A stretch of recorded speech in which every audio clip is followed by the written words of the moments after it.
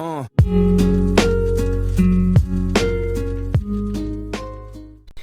everybody, this is Robert Breaking Gun Reviews. Just before we get into this video, I just want to say if you like the content on my channel, please hit that like button. Also, if you're not a subscriber, please be a subscriber and join in the fun. We're almost at 1,000 subscribers, and any help I could get would be really happy. Wow. Would be really appreciated. So with me screwing that up, enjoy the review. Have a great day. Alright, hey everybody, welcome back to the channel. This is Robbie here at Smirking Gun Reviews. I'm like the last one of the party on this, I know. But I really needed to get it done before the week started, so my comics delivery was extremely late. And so I didn't get X-Men #1 until late yesterday, and I didn't read it until this morning because I was just kind of irritated still. And so mostly because I haven't watched anybody else's content. Which I do. I know that some people like just put out their own content and worry about that and they don't watch anybody else's really. But I'm not that way. So when I read X-Men #1, not only do I want to review it for you guys, but I want to talk about it with other people. And so I haven't even watched anybody's stuff yet. So this review is completely off of my, like I haven't read or watched anybody's stuff except for a couple of people talking about how Wolverine's part of some polyamorous relationship with Cyclops and Jean. Okay. So I'll be talking off my X-Men #1 copy. The one thing I want to... Okay, first off, not a fan. I mean, I think the art is okay in this. I think it's okay, it's fine. It's the story that matters most, so... it's not because I got used to Pepe Larraz or, Arby Silva, but... or that it just doesn't look like other X-Men books, drawn by like Hubert or Jim Lee or anything. It's just, I don't know. It's fine. He's a way better artist than I am, I'll say that, okay? But I don't know how much I dig this art. But the thing I want to talk about this is not the front. It's that this could be like one of the most important books, But it's, I love how on the back though.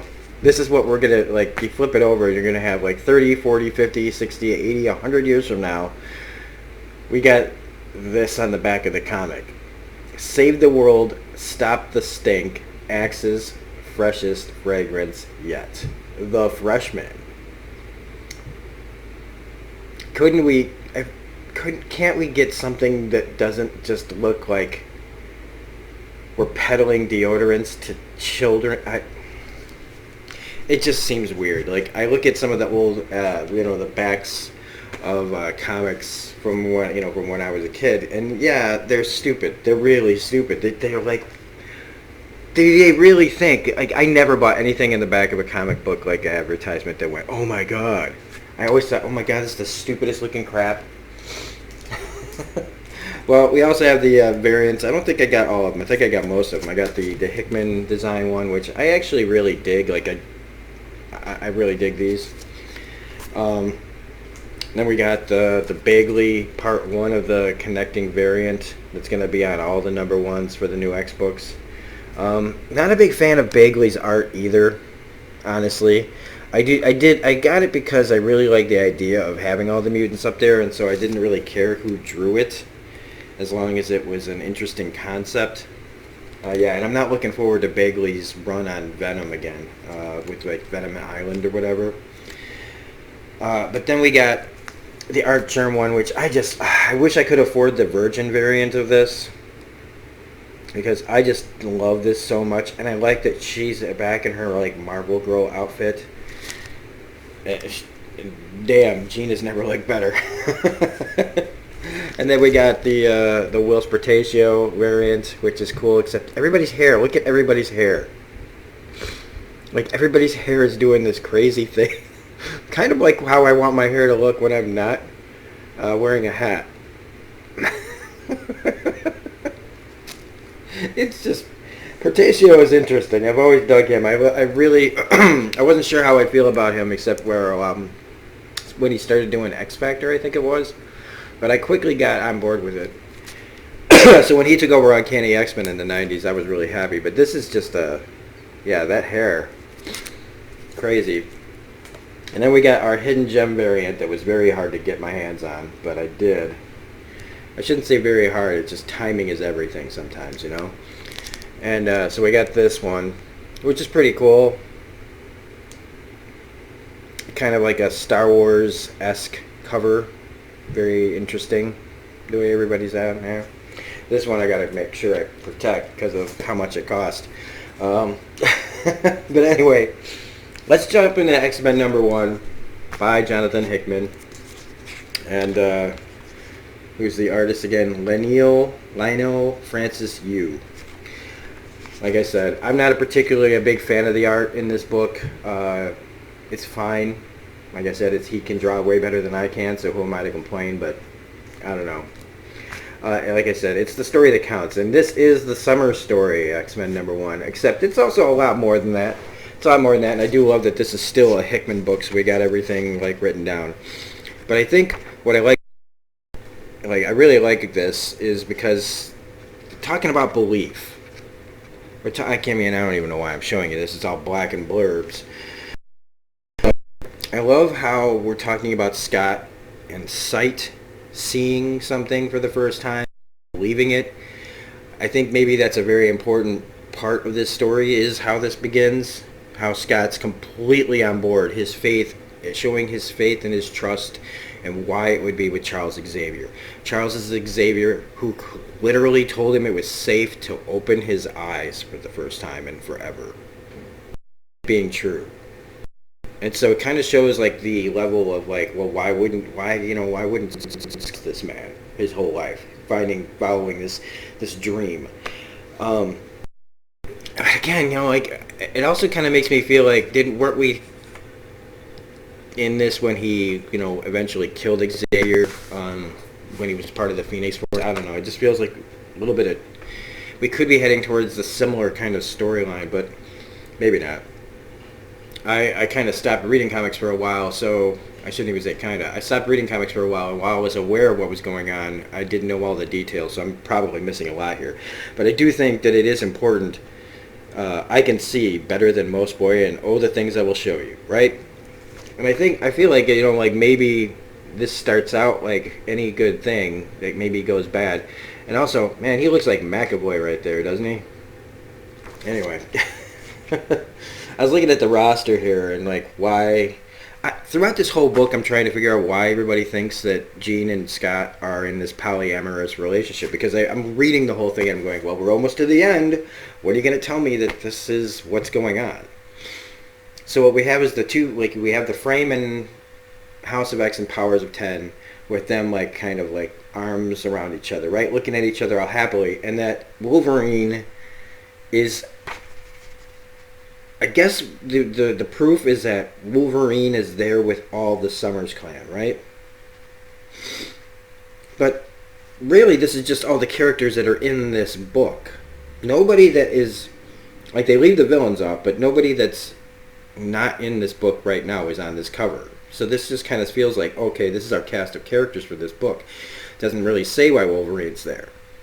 It doesn't say that they're in a relationship, and nowhere in here does it say that they are. Now, I guess you can infer that because he's there, that's what's happening. But I mean, Wolvie always is sniffing around Jean. In fact, it's a little creepy at this point. Because they've never really gotten together. They've had this thing for a while. There was that moment in Extinction Agenda when they thought Wolverine was dying and they kissed. But that's like in a lot of movies, right? It's where they have that kissing scene and they're like, I thought you were going to die, so I kissed you. So I don't know. I mean, maybe if somebody read it somewhere else, if there's like an article that Hickman wrote saying this, then fine. And I don't know why I'm getting really in a twist over it. It just doesn't seem to have any facts right now to support it, unless you read it from somebody who knows more than I do. You know what I mean? But we have this whole thing where they're cleaning up the Orcus bases, and I kind of like that. It's like jumping into the middle of the story, but it was set up very well in the Howard House and Powers, and so they're cleaning up what they think is the last of the mess of Orcus. with these robots and things. I love this shot of how you can tell when he started the blast, he had to like get it around her. Now think about that when it made me think of Man of Steel and how he couldn't, I don't know, when he killed that guy.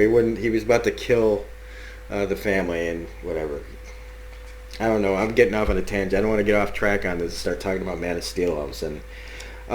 So they're in there taking care of business. They got Magneto there. They got Polaris there. It's this very stormtroopers, like underprepared, overwhelmed, and then it's them cleaning up. And the interesting part here is really what the villains are doing, and how they're like, hey, should we start backing up, this information? Should we be destroying what we have? And the guy's like, hell no. Like, we're not gonna like give them any inch, which is such a human thing to do. That's one of the things about this book that I really like right now, is that the way that made me think about humanity and how we are.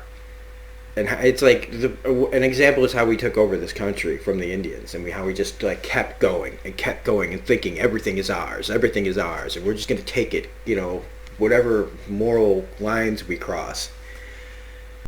And it's just the same as happening here. It's like, because I've thought over the years, what would humanity really look like in 1,000 years? Because we would do anything to keep going. I've always thought that one of the great things about the mutant story is that they're the evolution past us, and that eventually, we would become extinct.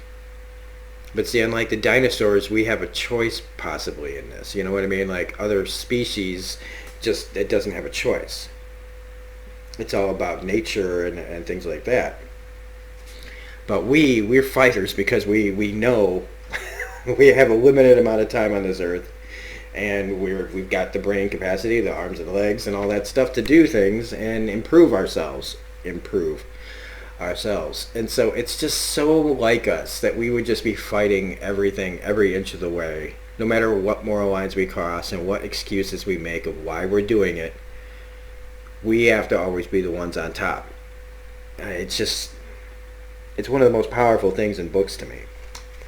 This is a hilarious panel where all of a sudden a bunch of monkey men come jumping out. Where is it? Right there. And the lines, this was like where I was like, this is kind of stupid. And I mean, it was like, on your right, be careful, they're sure to be savvy. All these apes have PhDs. Okay. And I'm coming down with a little sniffle, so apologies right away. Magneto takes care of it. Now, another problem I'm starting to see right away, and I thought about this a while ago and I haven't really touched on it again, was the plants. The flowers that they use. Okay? You just know that the wrong person's going to get their hand on one of these, right? Like, the wrong person's going to find a way. And I believe that the key to that is something that happens later in this book. But they do find this person that's like what they call post-human. Technically, post-human is what Polaris calls her.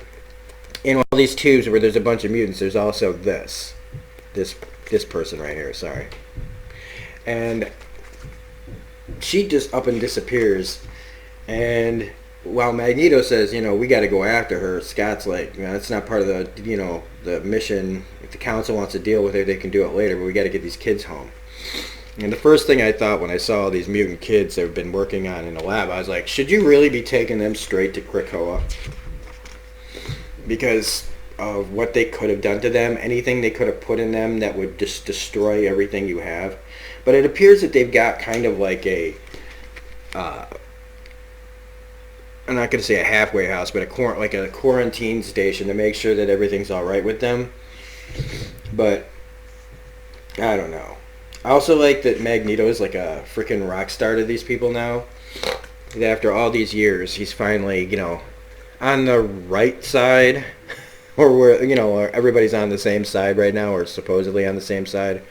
And so all the kids are looking up to Magneto and everything.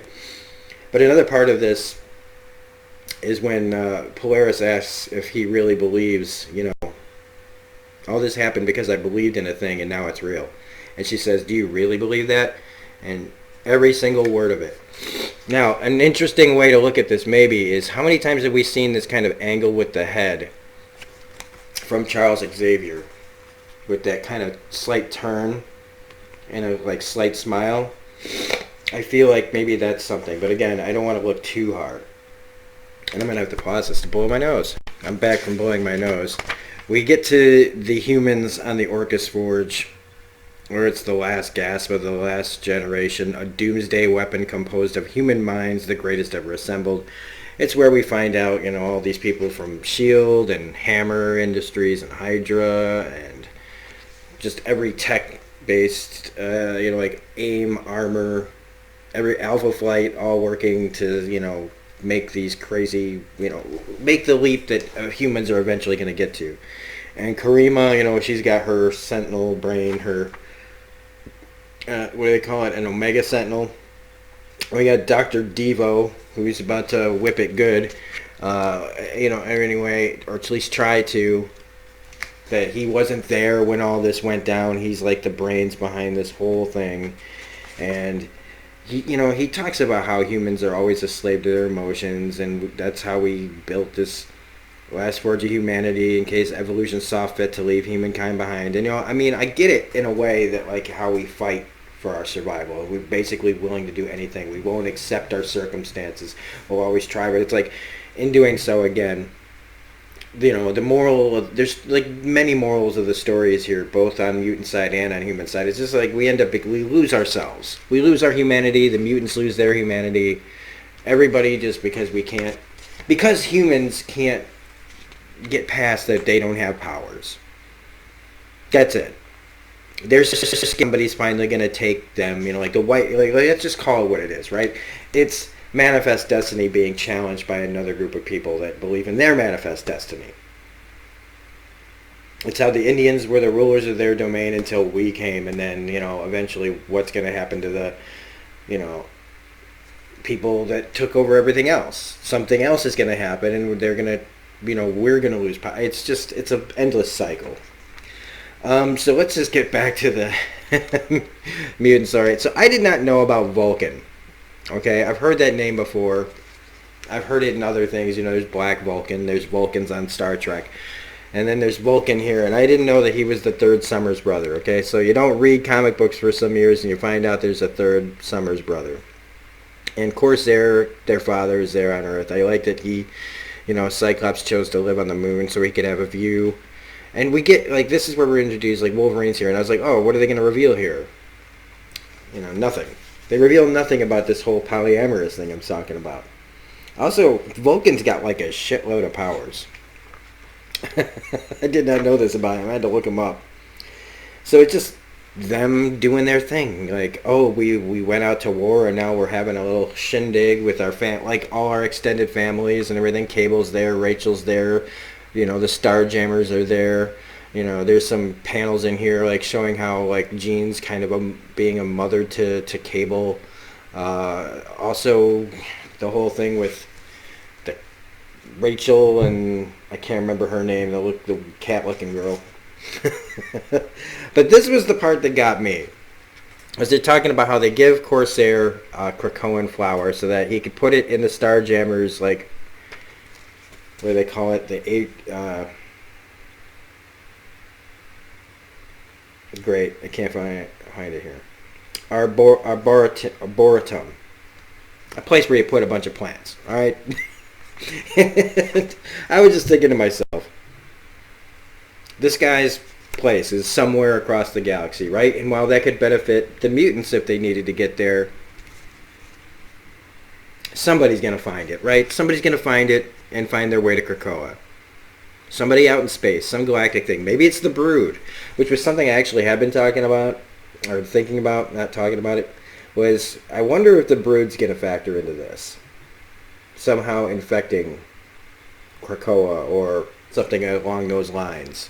I think that would be a really interesting story, because we have not heard from the Brood, I believe, in a really long time. If we have, it was during that time where I wasn't reading.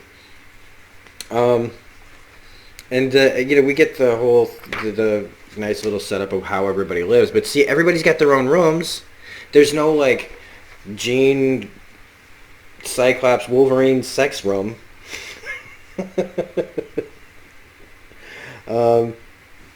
Yeah, sleeping areas and all. There's nothing in there. But and it's the least kind of like complex of the Hickman things. This is more just like, hey, here's how this works. Um, and then the whole thing with the dishes is an interesting touch of like you just for Cohen on there, and it's like, that's really gross, man. I think I'm gonna puke. Um, but they get into the conversation again, kind of like how he was talking to Polaris. It's like the whole thing with Professor X at the beginning, talking about here's your first sight, and then his conversation with Polaris, talking about, do you really believe this? Yes, I do. Now he's explaining it to his dad, because his dad's kind of like, man, this is really dangerous. But he's like, man, this is how we've been doing all our lives, man. We're all fighters. We're all fighting. You're fighting. Me and the brothers here fighting down here. And, you know, he says he's a good boy.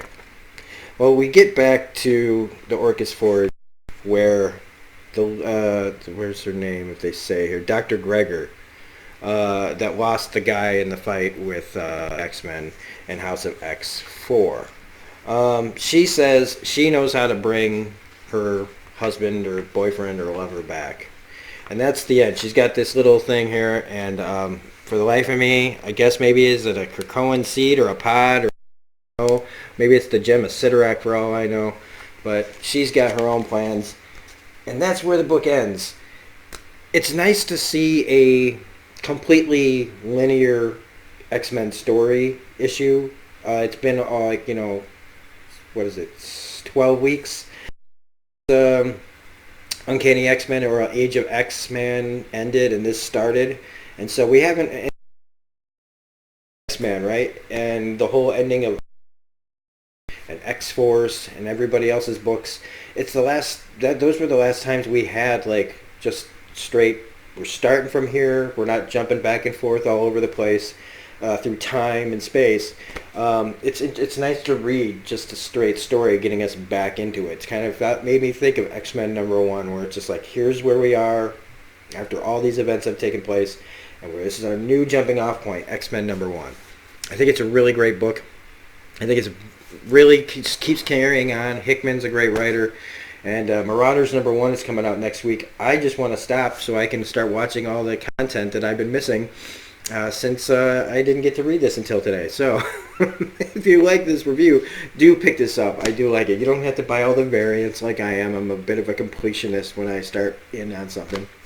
But if you like this review, please hit that like button, comment, share, subscribe, all that jazz. Otherwise, this is Rob at Smirking Gun Reviews saying have a great day, and we'll see you in the next video.